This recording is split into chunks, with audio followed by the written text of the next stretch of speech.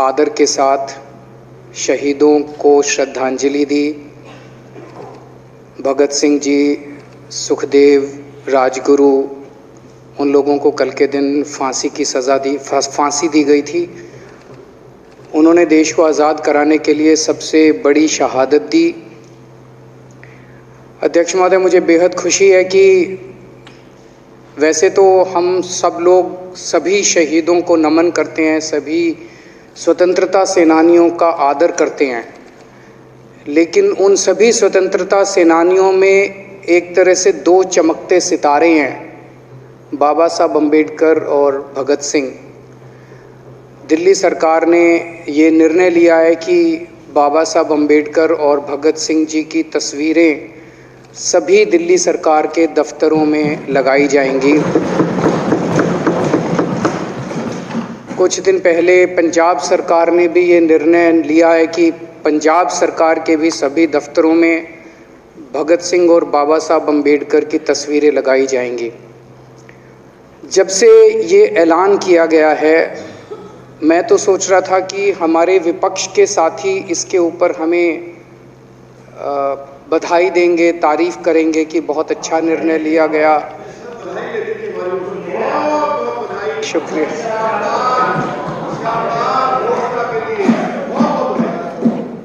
लेकिन जब से ये ऐलान किया है कि इतना, यहाँ तो कहने के लिए कह दिया, बाहर एक मिनट मेरे को पूरा, हमें इतना क्रिटिसाइज किया जा रहा है। बीजेपी वाले कह रहे हैं कि बाबा साहब अम्बेडकर और भगत सिंह की क्यों लगाई, सावरकर की क्यों नहीं लगाई, हेडगेवार की क्यों नहीं लगाई। तो मैं कह रहा हूँ भाई, सावरकर की और हेडगेवार की तुम लगा लो। अब देखो, जो बोल रहे थे उसमें तो किसी ने टिप्पणी नहीं की। मैंने कहा भाई सावरकर की आप बोल रहे हैं, सावरकर की और हेडगेवार की तुम लगा लो, हम बाबा साहब अम्बेडकर की और भगत सिंह की लगा लेते हैं। कांग्रेस वाले चिल्ला रहे हैं इंदिरा गांधी की क्यों नहीं लगाई, राजीव गांधी की क्यों नहीं लगाई, सोनिया गांधी की क्यों नहीं लगाई। तो हम कह रहे हैं भाई इंदिरा गांधी की तुम लगा लो, हम तो बाबा साहब अम्बेडकर की और भगत सिंह की लगाएंगे। अध्यक्ष महोदय, मेरे को पता नहीं था ये लोग बाबा साहब अम्बेडकर और भगत सिंह से ऐसी नफरत क्यों करते हैं सारे प्रतिपक्ष के लोग। मैं आपको बताता हूं क्यों करते हैं, और खासकर बीजेपी वाले बाबा साहब अम्बेडकर से इतनी नफरत क्यों करते हैं, मैं बताता हूं आपको। बाबा साहब अम्बेडकर ने संविधान बनाया, मैं बता देता हूं आपको, आप भी सेटिस्फाई हो जाओगे।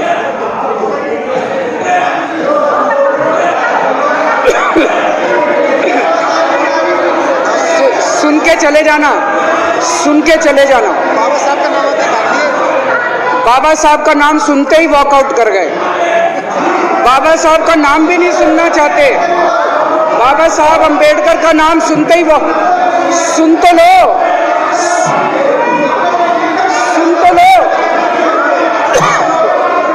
तमाशा, और ये सब कुछ जो इन्होंने बोला वो सच बोला। सुन तो लो।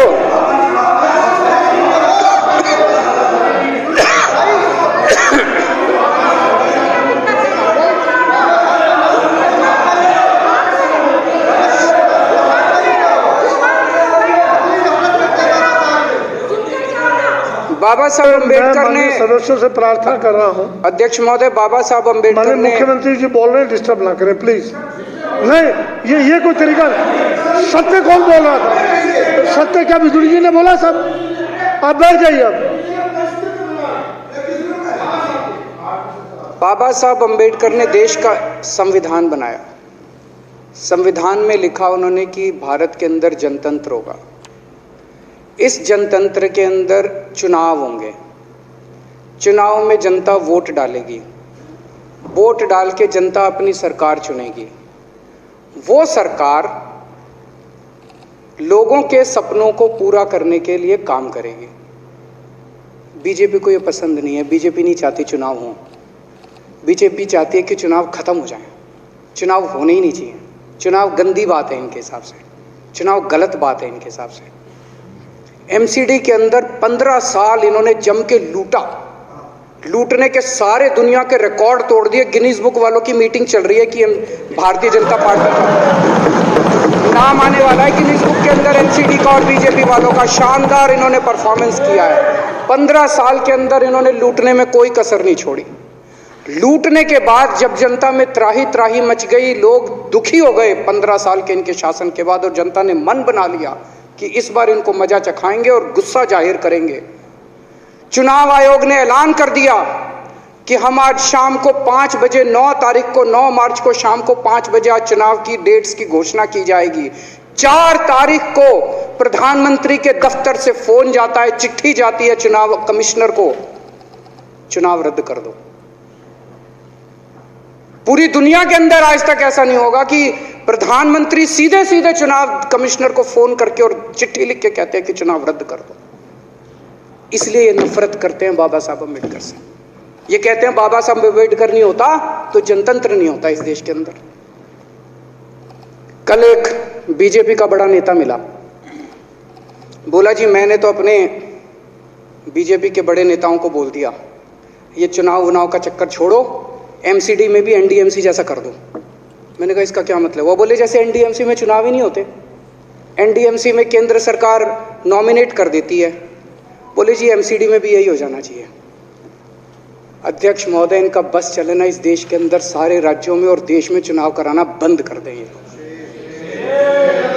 इसलिए ये नफरत करते हैं, इसलिए बाबा साहब अम्बेडकर से नफरत करते हैं ये लोग।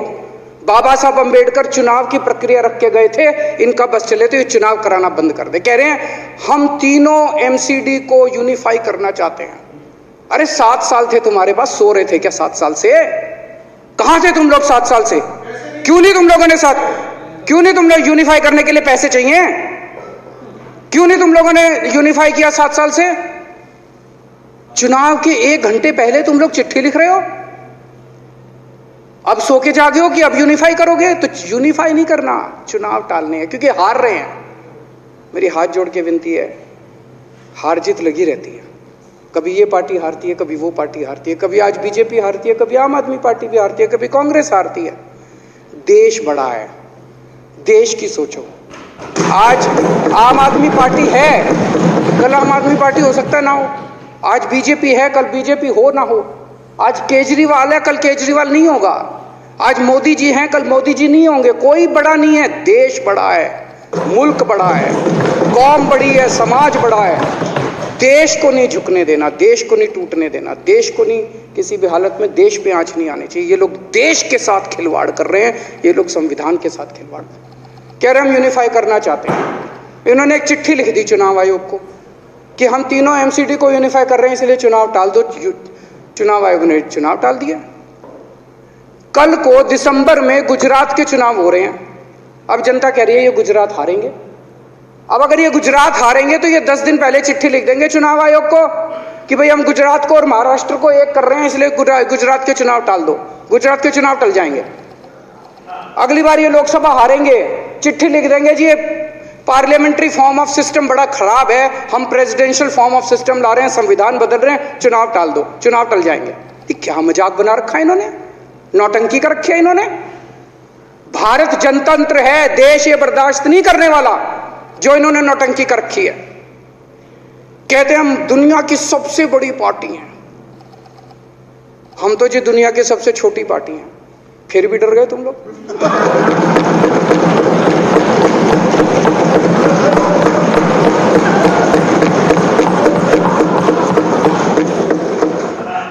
दुनिया की सबसे बड़ी पार्टी दुनिया की सबसे छोटी पार्टी से डर के भाग गई। क्या कायर हो यार।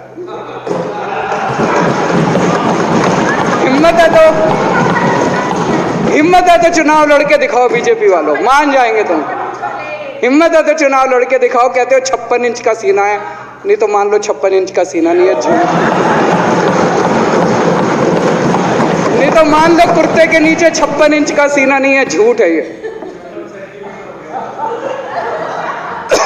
कल मैंने देखा, आपको भी बुरा लगा, मैं आपके कमरे में जब चाय पीने आया आपने मेरे साथ अपना दुख शेयर किया कि जब एलजी साहब ने भाषण शुरू किया ये सारे खड़े हो गए नारे लगाने। क्या कश्मीर फाइल्स टैक्स फ्री करो, और पीछे से 2 जने कह रहे थे दारू की दुकानें बंद करो। अब इनको भी नहीं पता आज नारे किस चीज़ के लगाने, ऊपर से आया तो था ऊपर से आया तो था। तो 2 जने कह रहे थे दारू की दुकान बंद करो, आगे वाले कह रहे थे कश्मीर फाइल्स टैक्स फ्री करो, फिर दूसरे वाले ने कहा बे आज कश्मीर वाला नारा लगाना है। तो जैसे रैलियां होती हैं उसमें कुछ टीवी वाले माइक लगा देते हैं कि हाँ जी किस लिए आए हो, तो वो यूं यूं देखता है किस लिए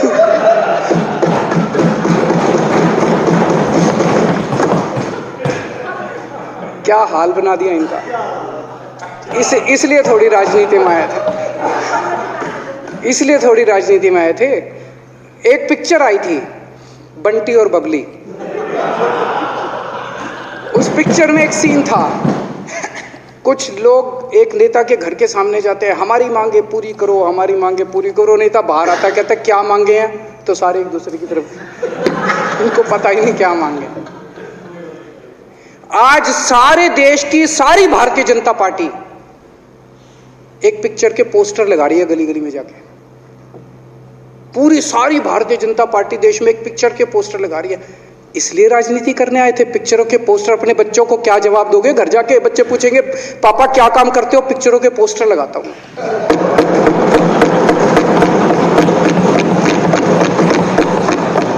8 साल केंद्र सरकार चलाने के बाद अगर किसी देश के प्रधानमंत्री को विवेक अग्निहोत्री के चरणों में शरण लेनी पड़े तो इसका मतलब उस प्रधानमंत्री ने 8 साल में कोई काम नहीं किया।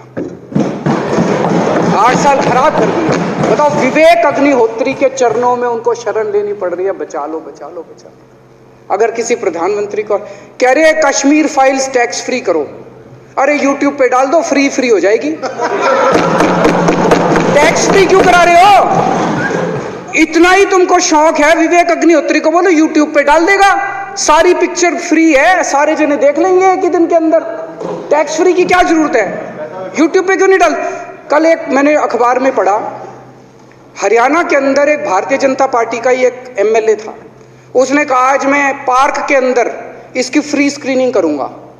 तुरंत विवेक अग्निहोत्री का ट्वीट आया खट्टर साहब के, खट्टर साहब देखो ये फ्री में कर रहा है, इसको बोलो टिकट लेके करेगा।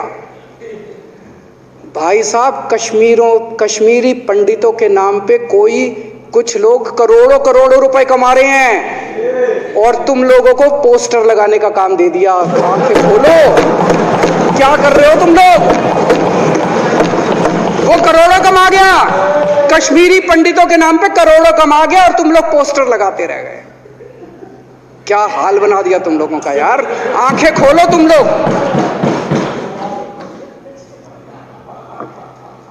भेड़ बकरियों की तरह हाँक रखा है पूरे बीजेपी वालों को, भेड़ बकरियों की तरह हाँक रहे हैं। एक दिन बोले 3 का कृषि कानून लेके आए हैं, बहुत शानदार है, और फिर नीचे मैसेज आया भाई सारे जने तारीफ करो मोदी जी की। सारे बोले वाह मोदी जी वाह, क्या मास्टर स्ट्रोक है। और मेरे को याद है इसी सदन के अंदर इन लोगों ने उन 3 कानूनों की खूब तारीफ की थी, बोले क्या मास्टर स्ट्रोक है और क्या शानदार कानून लेके आए। 1 साल के बाद फिर आया भाई 3 कानून वापस ले लिए, बोलो फिर तारीफ करो मोदी जी की, भाई कानून बेकार थे मोदी जी। क्या इसी सदन के अंदर इन लोगों ने इतनी बेशर्मी, दिमाग पे ताला लगा रखा, इन्होंने कहा वाह मोदी जी वाह, क्या 3 कानून खराब थे आपने वापस ले लिया, देश को बचा लिया। क्या मास्टर स्ट्रोक, ये क्या हाल बना दिया आप लोगों का यार। फिर थोड़े दिन बाद बोले भाई दारू की दुकानों के खिलाफ करो, फिर सारे जने दारू की दुकान बंद करो, अब दारू ठीक हो गई दिल्ली में? आजकल तो शोर नहीं करते तुम लोग। अब कश्मीर फाइल आ गई, पहले कृषि कानून, रोज काम दे रखा है तुमको, कुछ ना कुछ ऊपर से आ जाता है, काम दे रखा है। अब दारू की दुकान है। मेरा एक ही निवेदन है मेरे बीजेपी के साथियों से, आप तो अपने ही हो, आप तो सब अपने, मेरे छोटे भाई बड़े भाई बिदुरी साहब तो बड़े भाई हैं मेरे, आप तो सारे अपने हो यार। थोड़ा सा देश के बारे में सोचो यार, थोड़ा देश के बारे में सोचो। हिटलर भी जो था वो कम से कम अपने चमचों को नौकरी देता था, रोजगार देता था। इतिहास उठा के पढ़ो, उसने रोजगार तो दिया था, इन्होंने क्या दिया आपको? आपके बच्चों को नौकरी दी? आपके घर में कोई खाने पीने का इंतजाम करा? आपकी बिजली का इंतजाम करा? केजरीवाल काम आता है आपके भी घर की बिजली फ्री कर रखी है। दिल्ली के 12 लाख बच्चों को नौकरी दी है मैंने, स्कूल ठीक कर दिए, अस्पताल ठीक कर दिए। आपके घर में कोई बीमार हो, केजरीवाल दवाई पहुंचाता है, मोदी दवाई नहीं पहुंचाता। केजरीवाल काम आया। मैं बीजेपी के सारे कार्यकर्ताओं से कहना चाहता हूं, थोड़ा सा दिमाग खोलो। बीजेपी के सारे सपोर्टर्स को कहना चाहता हूं, थोड़ा सा दिमाग खोलो। ये भेड़ चाल बंद करो, भेड़ बकरियों की तरह हाँक रहे हैं ये आपको, ये सब बंद करो। दिमाग खोल के सारे जने बीजेपी छोड़ के आम आदमी पार्टी में आ जाओ।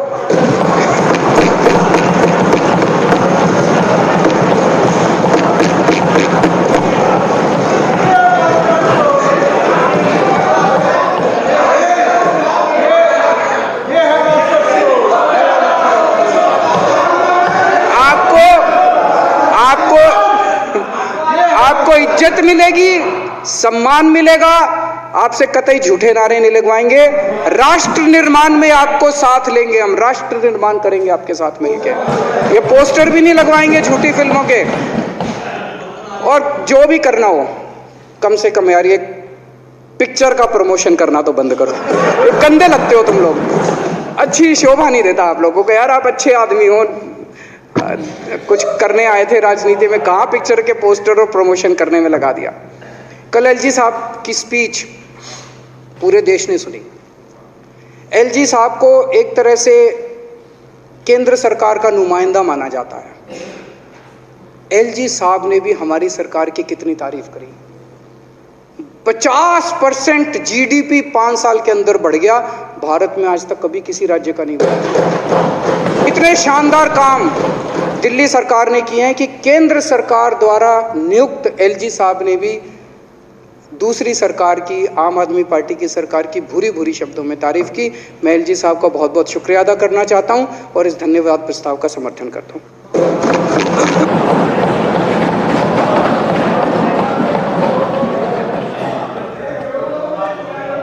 अब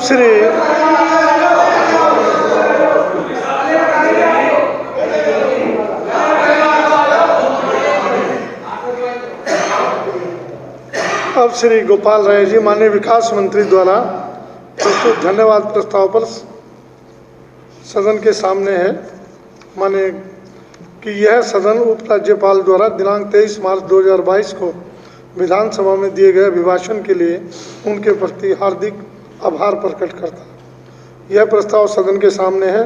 जो इसके पक्ष में हाँ कहें, जो इसके विरोध में ना कहें।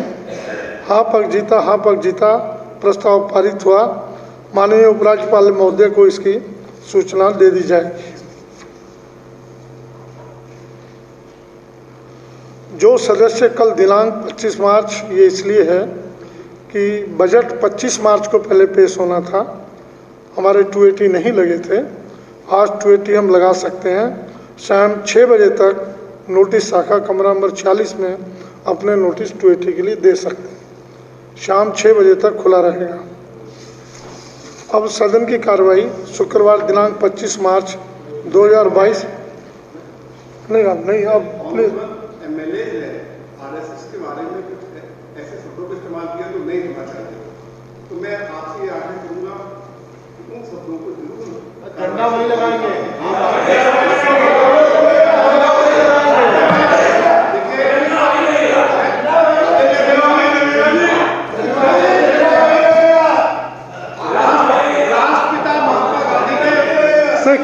कौन से शब्द इस्तेमाल किए? शब्द तो बोलिए, शब्द कौन से इस्तेमाल किए?